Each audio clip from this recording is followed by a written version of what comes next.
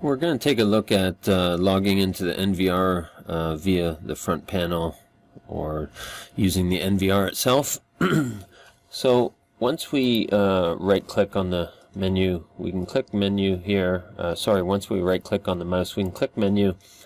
Now this is the new firmware, 26 version firmware. We're going to enter the default password of 123456 and hit enter, log in. It's going to ask us to change the default password. We're going to click no and leave it as is. Now this is a new feature on the 26 firmware. We can actually draw an unlock pattern. So I'll go ahead and draw one here. It says draw again to confirm. So that's not the pattern I want to draw, so we'll draw this here. We'll just make a simple Z. So now we can actually log in using that pattern. I'll show you. We'll log out here. So now if I want to log in again, go to menu. We have the option to enter password down here, or we can just simply draw our pattern and then we're logged in. So that's a nice new feature on the new firmware. Now navigating through the menu, all the key components are here on the left. Once you do go to one of them, you're going to have a sub-menu and so forth. So we're going to take a look at connecting to device, connecting the NVR or connecting to the NVR via EzStation. So there's a few ways we can go about doing this. The first way is we can connect to the NVR locally if the NVR and your PC are on the same network, and we can do that by using EzStation.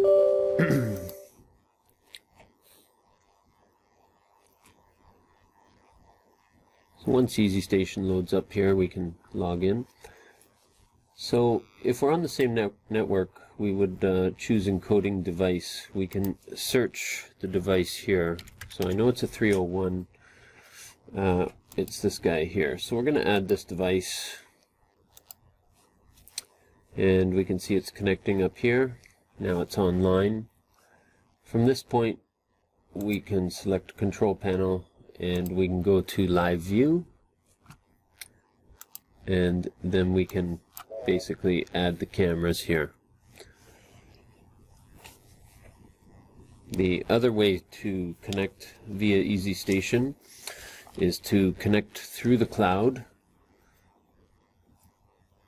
So in this case, we would go to device management. Instead of choosing encoding device, we would select cloud device. We would log in.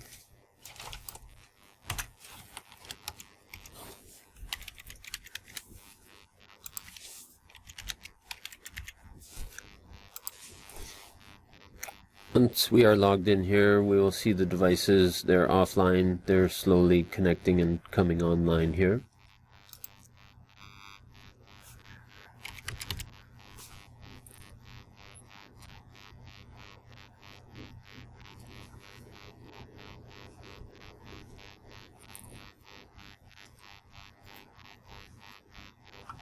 So for example, we can click this device here. Now that we're logged into the cloud, we can go back to live view, and we can see all our cloud devices here.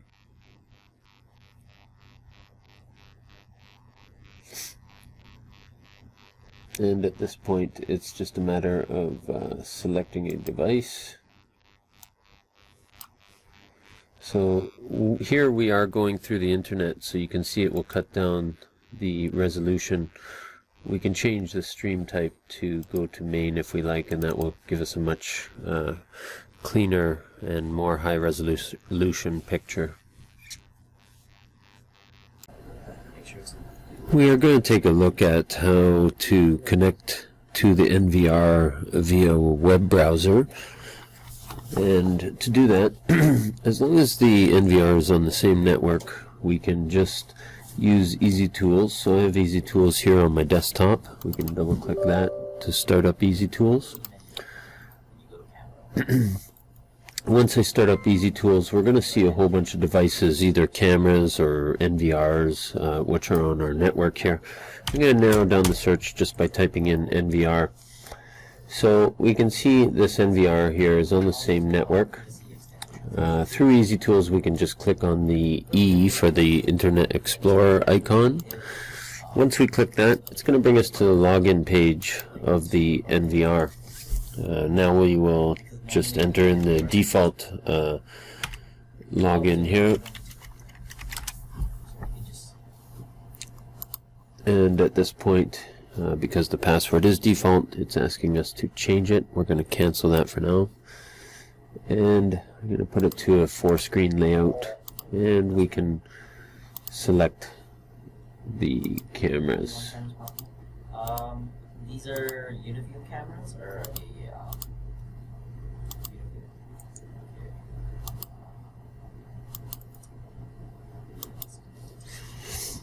So as you can see, we can pull up different cameras, and we can access the system pretty quickly,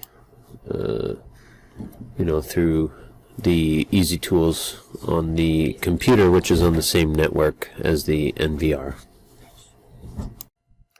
Here we're going to take a look at how to connect to an NVR via EzView. EzView being on your cell phone. It's an application. I already have this installed on my cell phone, so we're going to pull this up here. You can see it's the application on the top right here. So once I go into the application, I'm going to log into an NVR here. So you can see I do have some cameras up on EzView on my phone here. Now, to set it up on EzView, the easiest way is to go into Setup and then go into Network, go to EasyCloud. Now, if the device is being set up for the first time, you would download the EzView application on your cell phone, register for an account, and then you can add the NVR to your EzView account by scanning this QR code here. Once you scan the QR code, the NVR will be attached to your EzView application on your phone. You will then be able to view it on your phone. So for example, we can click which camera we want to view in full screen just by double clicking on it.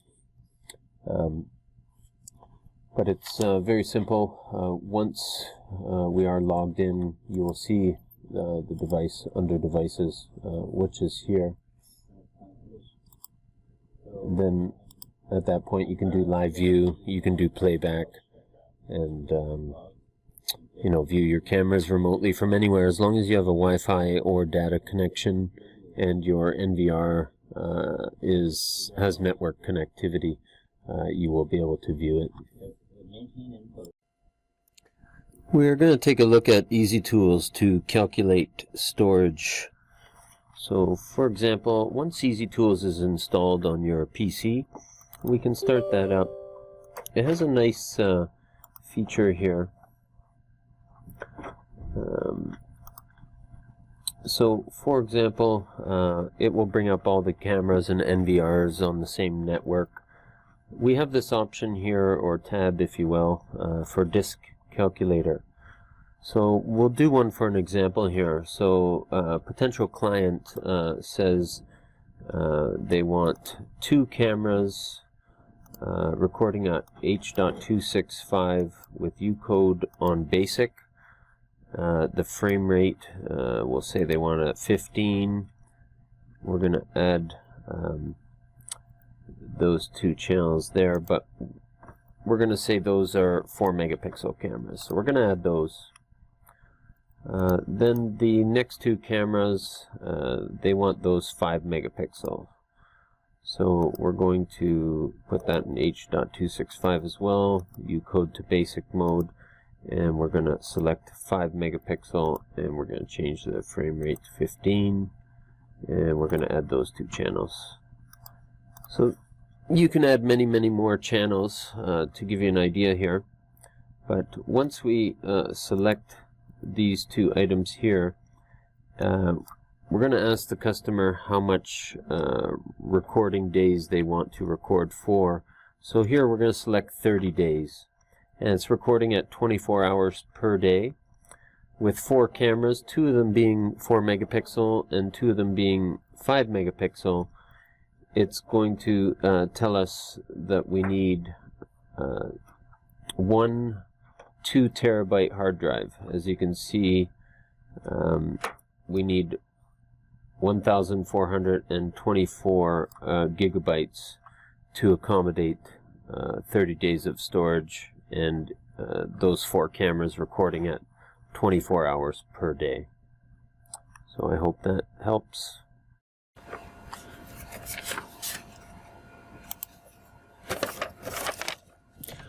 Here we're going to take a look at maneuvering through the NVR menu. So on the NVR itself, when you first get it all fired up, you want to get into the menu. You want to right click and then click on menu. It will bring you up with the login prompt. If the password has not been changed, the default password is 123456. Hit enter and log in. Here it's going to ask us to change the default password because it is still set as default. We're going to choose no and just leave the password as default for now. Now, maneuvering through the menu of the NVR, there's some key menu items here. Generally, the first one is System, and Network is one of the biggest ones here. You can see Enable DHCP is turned on, so it's automatically going to obtain an IP address. This is fine if you're using it in a simple residential or simple business type setup. If it's a more complex setup, then you may want to have a static IP address, therefore you would uncheck that. Setting up the NVR for viewing cameras remotely is fairly easy. You can go to EasyCloud, scan the QR code, and attach it to your registered EasyCloud account. Then you would be able to access the NVR remotely. But it's very simple navigating through the menu of the NVR.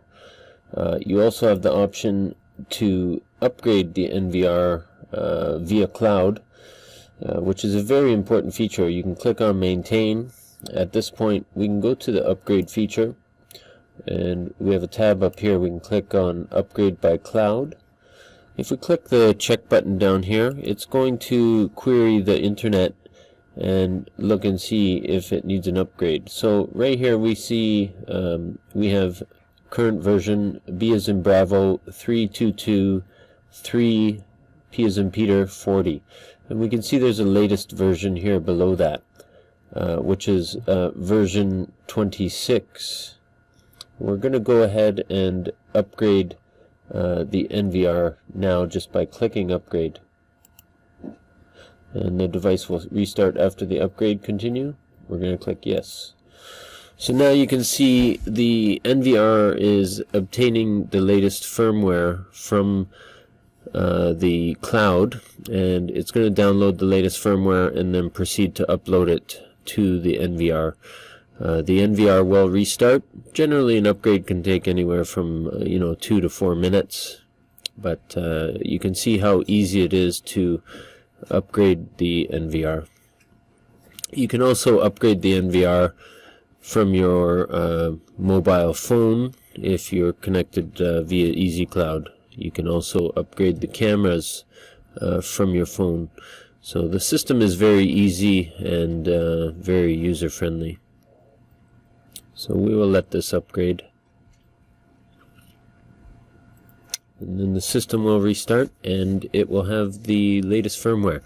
I'm not going to record all this because it's just going to restart, so you can see the system upgrade succeeded. Device will restart. what we're going to do here is we're going to do a smart search. So we're going to right click and we're going to go to playback. Now the smart search I want to do is on camera 2. I'm going to zoom in on the timeline so it becomes bigger here. Now I'm going to pause the timeline when I get to where I want. Now, as you can see in the video, there's no compressed air can on this Pelican box here. When I forward it, you can see there's an air can I placed on that Pelican box. So what I want to do is I want to find out when that air canister went missing, because it's no longer there. So what we're going to do is a smart search here. So we're going to change it from normal to smart. We're going to select the camera. I'm going to zoom in on the timeline so it's easier to see here. So you can see when we do a smart search, anything is labeled in green. Now when I start playing, I'm going to pause it and I'm going to click on smart search here. Now I'm not concerned with the whole area. I just want to find out when that compressed air can disappeared. So what I'm going to do is I'm going to clear all, and I'm going to clear all, and I'm going to select an area, which is right here. I want to find out who took that compressed air can. So at this point, I'm going to click on the magnifying glass for search. Now you'll see the green area. It's playing very fast until it gets to that green area, and it's only concerned with motion in that area. So now I can find out where that can of compressed air went to, and I don't have to search through tons of video. It's only going to show me the video where there was motion in that smart search area. Aha, so I found out who took the compressed air can. And that's pretty much how you do a smart search.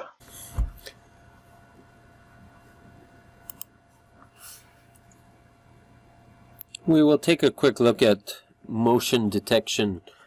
Now, for example, we use the same camera number 4.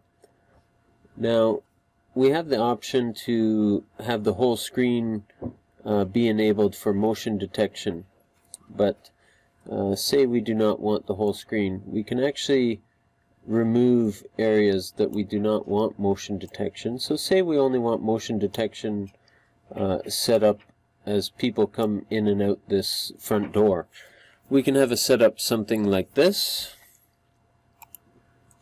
and it will record on camera 4.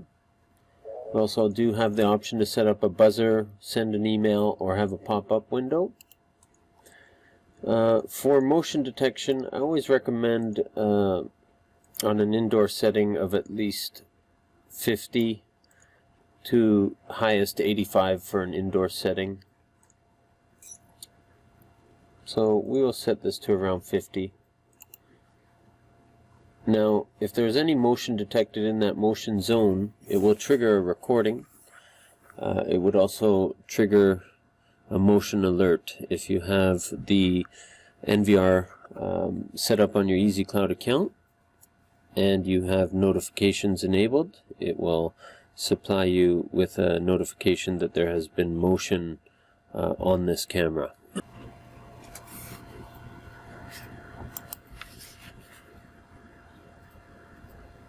We're going to take a look at VCA, also known as Video Content Analysis, and basic setup principles like cross-line detection, motion detection, intrusion detection, and facial detection, and people counting. So we'll take a look at that. If we go into menu, we can go into alarm and then go to VCA.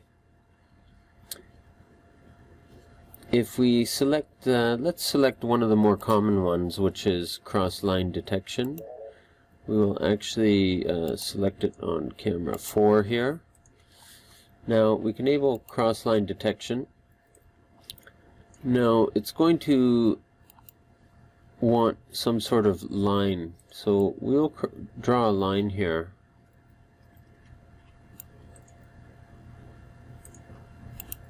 As you can see, there's a line there just inside the doorway. So if we apply this, we can also apply this. I have face detection on another one, so we'll go ahead and apply this. You can select which direction you want the cross-line detection to work. If you want it just people going outside, you can see from B to A. We can change it and go A to B, so it will only notify us if people cross the line in that direction, coming from outside to inside. Or we can have it on both A and B. We can also adjust the sensitivity. The default sensitivity is generally at 50. So if we apply this, we'll select trigger actions. We want it to record on camera 4.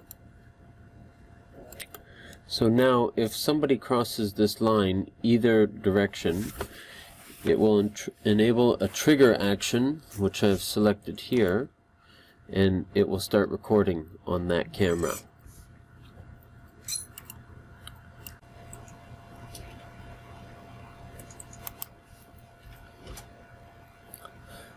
If we take a look at intrusion detection, we can select the intrusion detection tab up top here.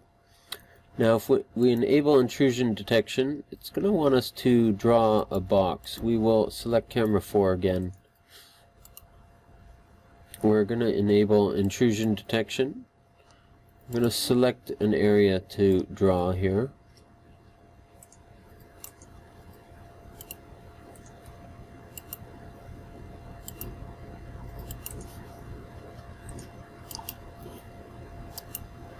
So now you can see there's a box with a number 1 inside.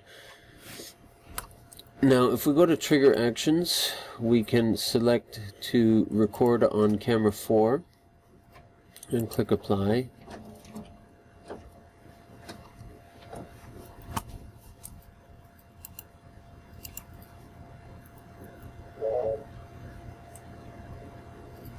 And click OK. This is just looking at the arming schedule. But with intrusion detection, you can see we have a few different options to change here. We have sensitivity. We have time threshold. That's set at 1 second. So if somebody is inside that box for 1 second, it's going to trigger an intrusion detection. And the percentage is set at 1. So basically 1% of that box has to be occupied in order for it to be triggered, and it also has to be for 1 second. So if we go ahead and apply this, now we have intrusion detection set up on this camera. I will put a link in the description to show another example of intrusion detection and cross-line detection on how they work. I will also leave a link for auto tracking and people counting.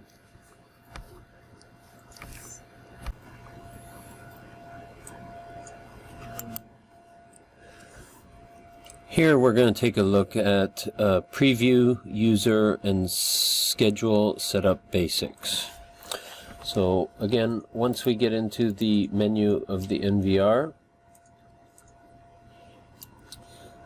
at that point we're logged in by entering our pattern. So to look at the preview window, we would go into setup and go to preview.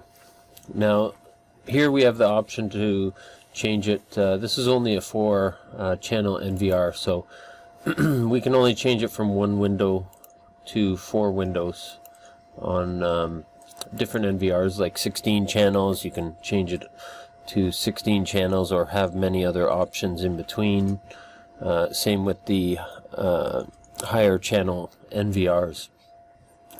Now to talk a little bit about users, when we go into user, we have the administrator user, and we also have the default user, which is a reserved user. This user is for generating a temporary password if the end user needs to get into the NVR because they have forgotten their password. Now, to set up a new user, we can always click Add, and we can go Username and set their username to whatever we would like. At that point, we can give them the user type. We can set up operator or guest, and then set up their password, confirm their password, and we can also set up a pattern for that user.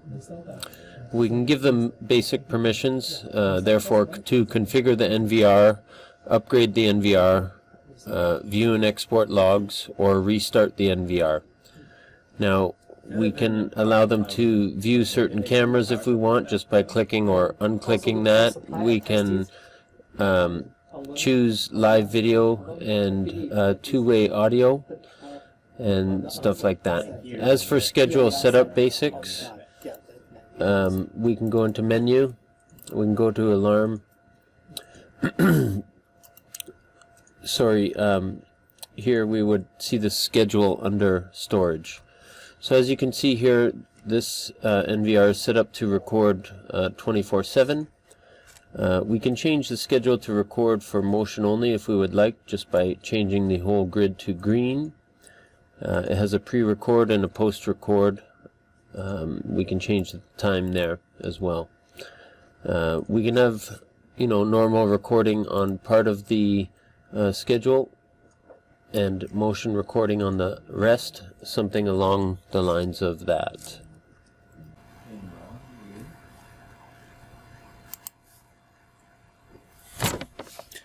Here we will talk briefly about alarms, be it motion, tamper alarm, VCA alarm, input or output alarms, and alerts, as well as emails. So if we go into the menu here, and we go to alarms, you'll see we have a whole list of options. From motion, you can see the car going by there showed motion activity in the frame. Tampering is more of a tamper alarm.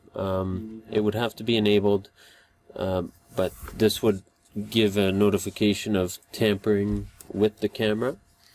Video loss is always enabled by default, so if you have video loss due to network disconnectivity, it will alert you that there's video loss. Then we also have VCA, all your VCA alarms. We also have input and outputs. These are basically if you have an input or an output alarm hooked up to the camera, you can select it to supply a trigger action. And then alerts, there's different type of alerts, IP conflicts, network disconnected, disk offline, disk abnormal, illegal access, running out of disk space, space used up, and recording snapshot abnormal. And then finally the buzzer. The NVR has an internal buzzer which you can turn on, and you can also change the duration in time, in seconds, of how long you want the buzzer to be acted for.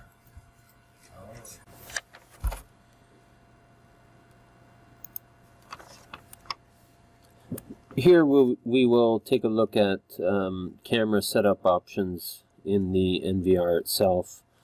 As far as streams, resolution, corridor mode, frames per second, multi-screen, and OSD, which is on-screen display.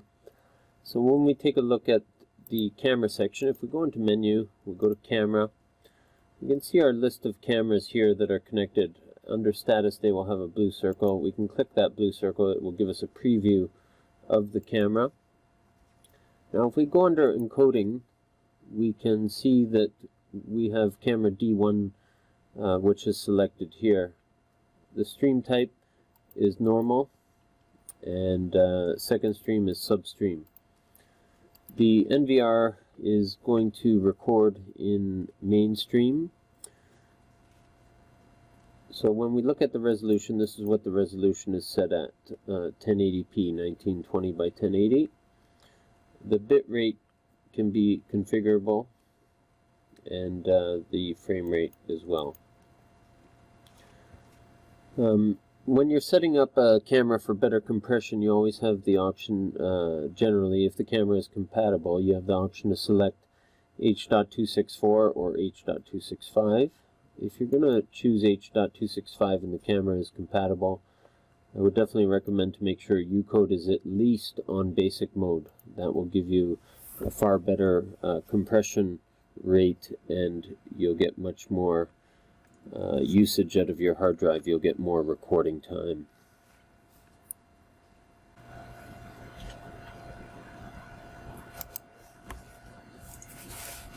If we want to take a look at different options under the camera, we can also go to System and go to Preview, and we can change it from 4 windows. We can change it to Corridor 4 windows. Once we click Apply, you'll see the cameras will go into Corridor mode. Corridor mode is a great option if you're looking down, say, in an apartment building or a condominium hallway. This will cut out some of the walls on either side and give you much more viewable area in the hallway area, which is a nice feature.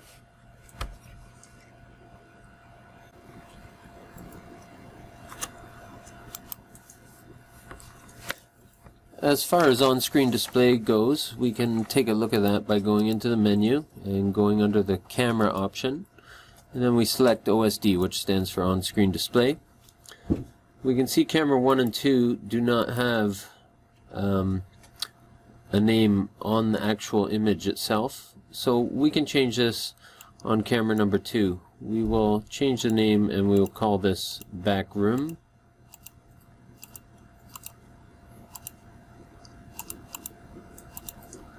So at this point I have the name there. We have to select Show Name here, and we'll get a green box that refers in the legend here that that's showing the name. So we can also take that and move it to a different area wherever we want in the image. Once we click Apply, we can click Exit. I'll move that a little bit. We'll click Exit, and once I make camera number 2 large, you will see it says back room here now on the top right. So that's basically how we use OSD, or on-screen display.